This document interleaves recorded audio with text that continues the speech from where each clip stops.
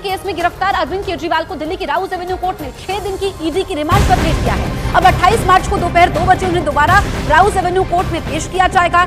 ED remand के समय अरविंद केजरीवाल को हर रोज आधे घंटे तक अपनी पत्नी सुनीता केजरीवाल और निजी सचिव विभव कुमार से मिलने की इजाजत दी गई है। साथ ही केजरीवाल रोज शाम को 6 से 7 बजे के बीच आधे घंटे के लिए अपने वकीलों से भी मुलाकात कर पाएंगे। तो 6 दिन की ईडी की रिमांड मिली है। सवाल ये खड़ा होता है कि अब आगे क्या जेल से ही सत्ता चलाएंगे अरविंद केजरीवाल या फिर उनको क्या राहत मिलेगी? इसके लिए देखिए उनको आधे घंटे का समय मिला है वकीलों से बातचीत करने के लिए। केजरीवाल का अगला कदम क्या होगा ये देखना होगा। और वो जब आधे घंटे उनको समय दिया गया है, मतलब कुल मिलाकर देखें तो 1 घंटे, आधे घंटे में वो अपनी पत्नी से मुलाकात कर सकते हैं और उसके बाद आधे घंटा वो वकीलों से मुलाकात कर सकते हैं। उनकी कस्टोडियल इंटरोगेशन करनी जरूरी है। 10 दिन की मांग रहे थे, पर जज साहिबा ने सारी चीज़ कंसीडर करके 6 दिन का रिमांड दिया है और अब वो 28 तारीख को यहाँ पेश होंगे दोबारा 2 बजे। क्या कुछ और ग्राउंड रखा गया और क्या कुछ देखिए, उनकी तरफ से कहा गया कि जो पैसा गोवा में इस्तेमाल हुआ है वो इल गॉटन मनी थी और उनके पास कुछ ऐसे गवाहों के जो उन्होंने कहा बयान हैं जिससे पता चलता है कि उनको कैश की डिलीवरी हुई है।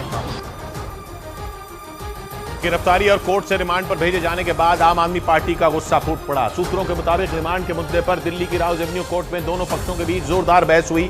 ईडी के वकील ने केजरीवाल को घोटाले का किंग पिन बताया, जबकि अरविंद केजरीवाल के वकीलों ने एक राज्य के मुख्यमंत्री की गिरफ्तारी को सरकारी एजेंसियों के दुरुपयोग की मिसाल करार दिया। कोर्ट में हुई इस बहस से पहले दोपहर करीब 12:30 बजे ईडी अफसरों का काफिला अरविंद केजरीवाल को लेकर ईडी दफ्तर से राउज एवेन्यू कोर्ट के लिए निकला।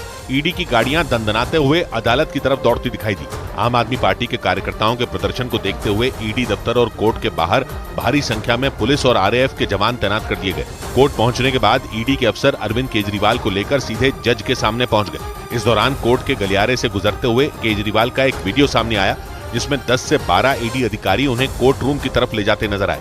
आम आदमी पार्टी ने भी सोशल मीडिया पर एक वीडियो जारी किया जिसमें कोर्ट में दाखिल होते हुए अरविंद केजरीवाल ये कहते सुनाई दिए कि वो चाहे जेल में रहें या बाहर देश के लिए काम करते रहेंगे। मेरा जीवन देश के लिए समर्पित है और चाहे अंदर हो या बाहर देश के लिए।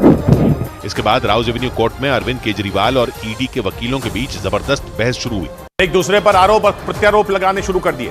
कोर्ट में केजरीवाल के वकीलों ने ईडी की रिमांड की मांग को खारिज करने की अपील की, जबकि ईडी के वकीलों ने शराब घोटाले की जांच के लिए अरविंद केजरीवाल की रिमांड को बेहद जरूरी बताया।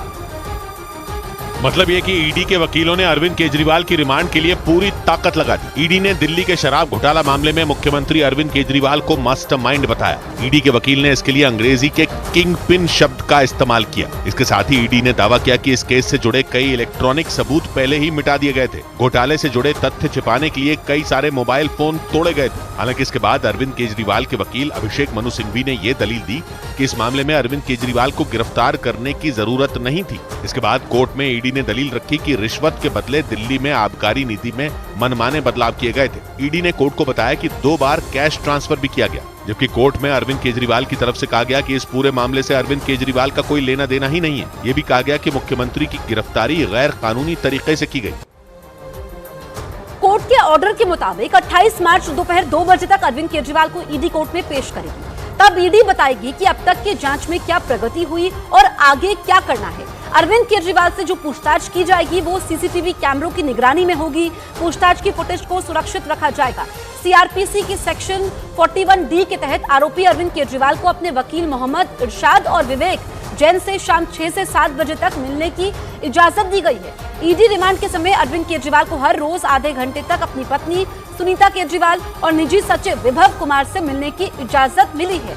केजरीवाल की खराब सेहत को देखते हुए कोर्ट ने ईडी को आदेश दिया है कि वो डॉक्टरों की सुझाई गई डाइट उन्हें मुहैया करवाए।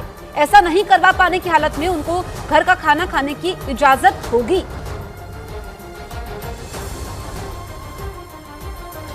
उधर केजरीवाल से जब दिल्ली सरकार चलाने के मामले में सवाल पूछा गया तो उन्होंने कोई जवाब नहीं दिया। मेरा जीवन देश के लिए समर्पित है और चाहे अंदर हो या बाहर। मेरा जीवन देश के लिए समर्पित है और चाहे अंदर हो या बाहर। मेरा जीवन देश के लिए समर्पित है और चाहे अंदर हो या बाहर। आरोप है कि शराब घोटाले की आड़ में करीब 600 करोड़ की हेराफेरी हुई और ईडी के हवाले से यह दावा किया गया कि यह पूरी साजिश किसी और ने नहीं बल्कि दिल्ली के मुख्यमंत्री अरविंद केजरीवाल ने ही रची।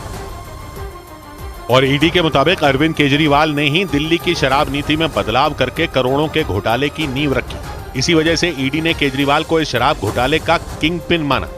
किंग पिन यानी सबसे अहम आदमी। मतलब ईडी ने यह दावा किया कि यह पूरी साजिश अरविंद केजरीवाल के इशारे पर ही रची गई और इसके जरिए करोड़ों की रकम का गबन हुआ।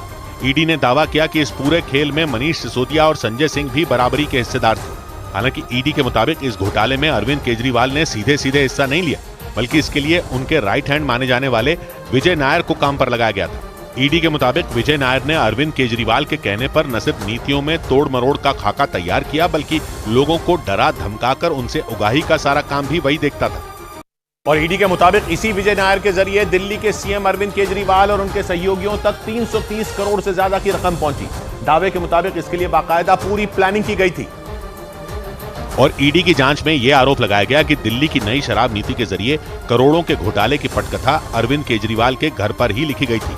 ईडी के मुताबिक दिल्ली के सीएम हाउस में हुई उस बैठक में अरविंद केजरीवाल के अलावा मनीष सिसोदिया भी मौजूद थे और इसी बैठक में यह तय हुआ था कि शराब नीति में प्रॉफिट का जो मार्जिन 6% है उसे बढ़ाकर 12% मतलब दुगना कर दिया जाए। और ईडी के मुताबिक खुद ये बात मनीष सिसोदिया के सचिव सी अरविंद ने पूछताछ के दौरान बताई थी और ये दावा किया गया था कि ये काला खेल अरविंद केजरीवाल की आंखों के सामने ही रचा गया और उन्हें इस बात की पूरी जानकारी थी कि इस नई शराब नीति के जरिए उन्हें करोड़ों का फायदा हो सकता है। ईडी का दावा है कि अरविंद केजरीवाल अपने प्लान में कामयाब भी हो गए थे। सूत्रों के मुताबिक जांच में यह बात सामने आई कि अरविंद केजरीवाल ने इस शराब नीति की आड़ में शराब माफिया से करीब 100 करोड़ की रिश्वत ली थी और बदले में नई शराब नीति के जरिए उन्हें फायदा पहुंचाने का वादा किया था। मतलब केजरीवाल और शराब माफिया ने एक हाथ दे दूसरे हाथ ले का फॉर्मूला अपनाया ताकि दोनों ही पक्षों को फायदा हो सके और इसमें एक अहम किरदार निभाया शराब कंपनी इंडो स्पिरिट के डायरेक्टर समीर महिंद्रू ने। सूत्रों के मुताबिक समीर महिंद्रू ने पूछताछ में बताया कि अरविंद केजरीवाल से उन्हें उनके राइट हैंड माने जाने वाले विजय नायर ने आईफोन के ऐप फेस टाइम के जरिए मिलवाया था।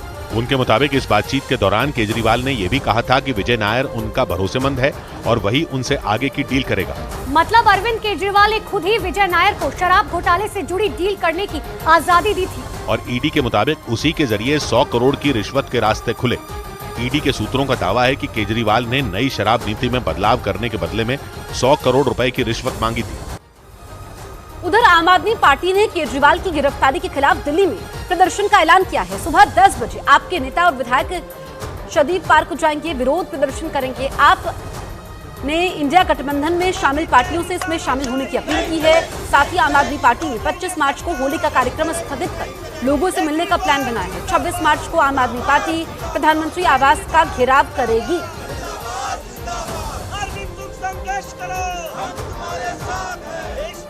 अभी हमने आम आदमी पार्टी के सभी नेतृत्व के साथ बैठक की है। हमने निर्णय लिया है कल 10 बजे भारतीय जनता पार्टी के मुख्यालय पर हम इसके खिलाफ प्रोटेस्ट शुरू करेंगे और ये